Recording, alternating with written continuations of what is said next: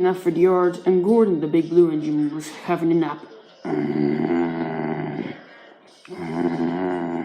And Thomas was showing Philip how to play tricks on Gordon. All right, Philip. First of all, you roll up, and then you honk your horn or blow your whistle loudly. All right, Thomas. Let's try it. Thomas then puffed up quietly, and then he blew his whistle loudly. Oh, God, all the indignity.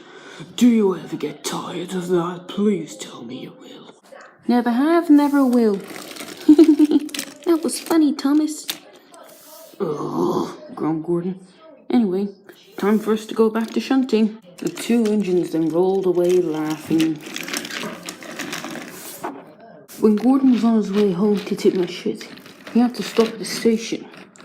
The signal was red, but there was no one coming. What is this? Puffed Gordon. The track in front of Gordon grew very misty, when suddenly, after all these years, I'm back.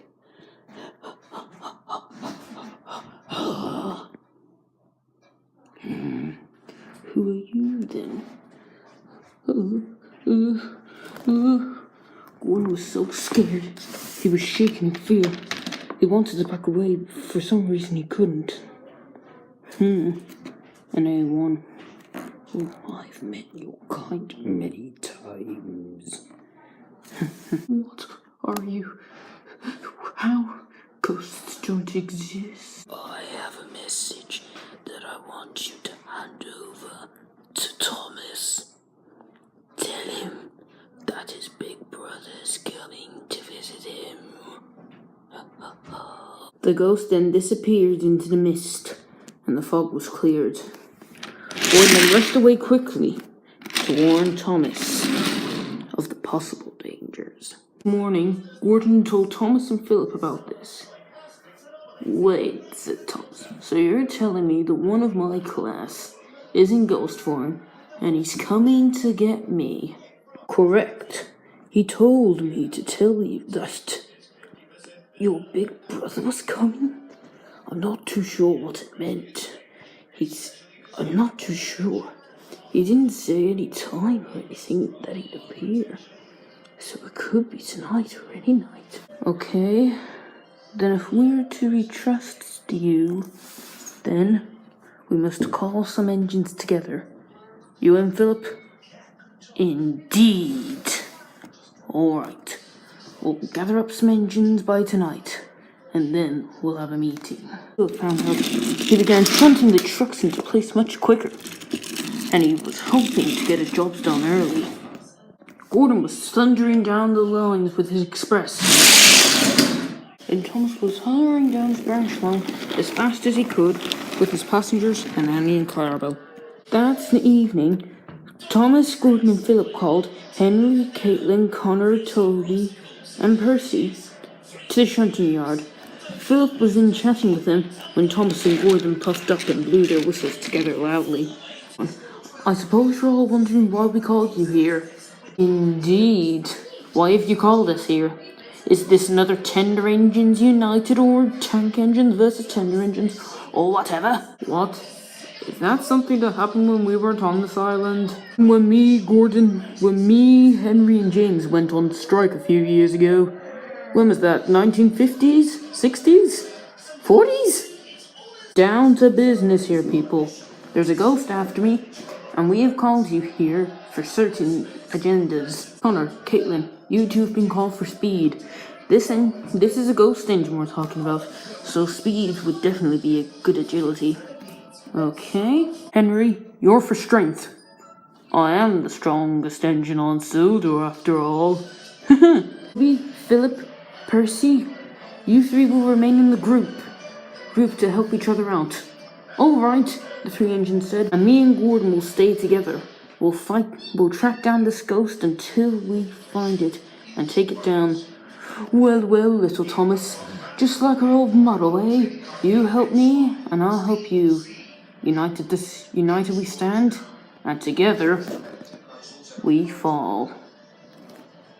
Agents were just discussing the plans when suddenly... You think you can all stop me? I am one of the most powerful ghost engines in the world. With my lamp, I could command every one of you. Thomason backed up in fear. You're my brother? What's your name? We've met before, Thomas. We're just that brother that stayed quiet. You never talked to any of us. I remember working at the harbours with you. You barely even spoke to everyone. All you did was smile and exchange whistles. But I suppose you were never like that on the inside. That is not to be discussed at this moment. That's right. I always hated it. But now my demons have commanded me. Ever since I was scrapped, I shall now give you 2 months to train. And then I will come after you. The next day, Toby and Percy were very tired after shunting many trucks in the quarry. But suddenly, fog rolled in, and suddenly they heard an unfamiliar whistle, when suddenly Toby and Percy then disappeared into the fog, and the engine then laughed. Ha ha ha ha! Soon, with all of my brother's friends gone, soon I will rule this island, and my kind will rummage. The engine then backed away into the mist. Meanwhile, Henry was pulling a goods train down the stream, but he didn't know that he was also heading for trouble. But Ted had sabotaged the track and he showed up in front of Henry. Set sail, Henry! Ah! Henry's train completely crashed into the land below. It's about time for me to leave. And Ted then jumped over the broken track and rolled away.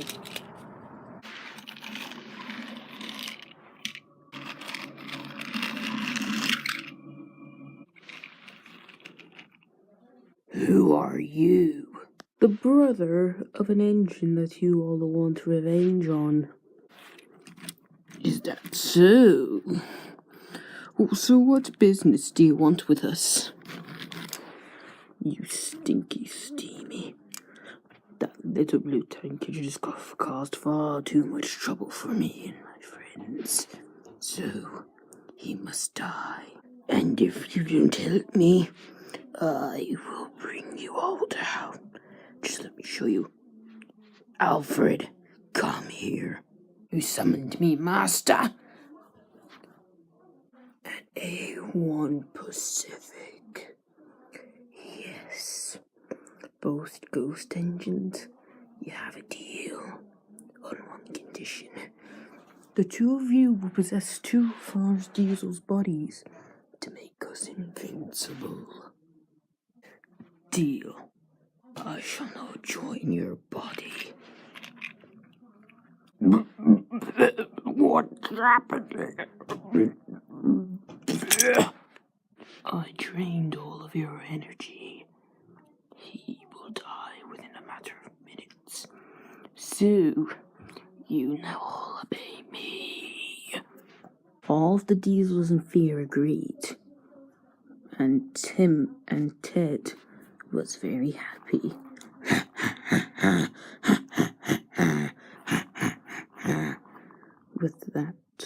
With that Diesel 10 gone, soon I will rule the island. All of you, I want you to capture those streamlined blue and red engines. The Diesels then went to take them.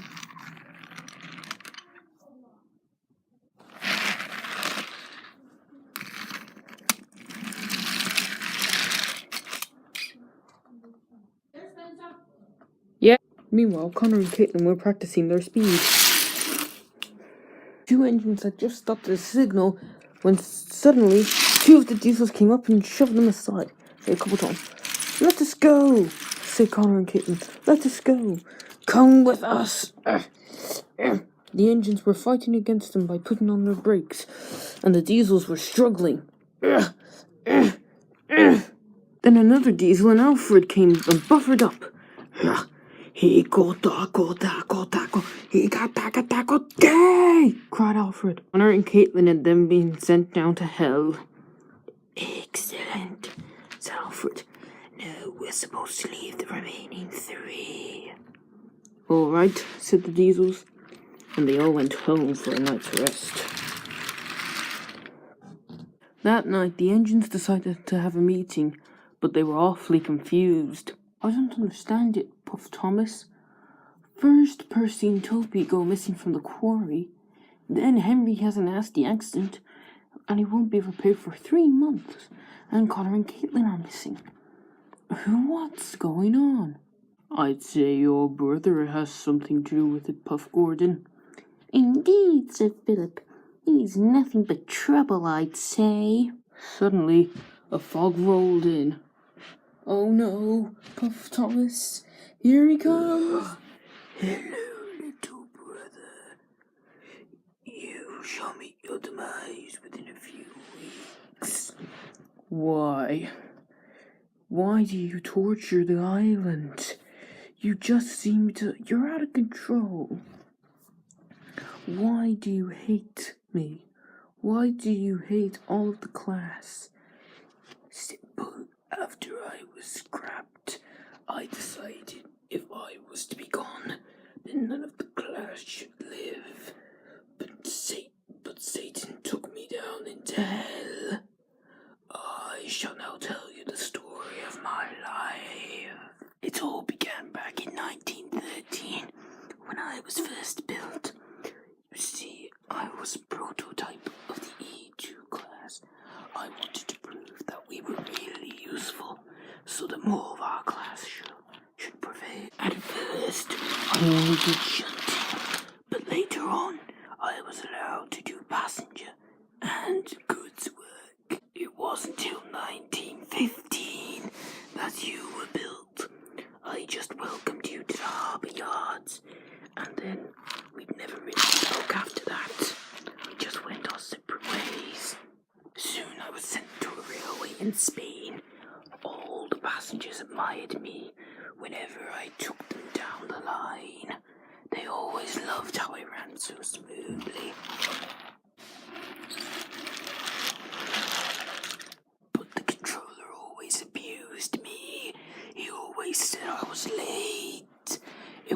And then on the final night, on one night, he said that it would be scrapped after a late night passenger. When I realised the controller was on the train, before I met my demise, I knew exactly what I was going to do.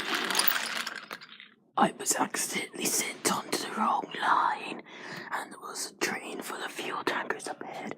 My driver and fireman kept yelling at me to stop, but I wanted to take the old controller down for him to feel the pain I had felt over the years. So I went faster and faster and crashed in.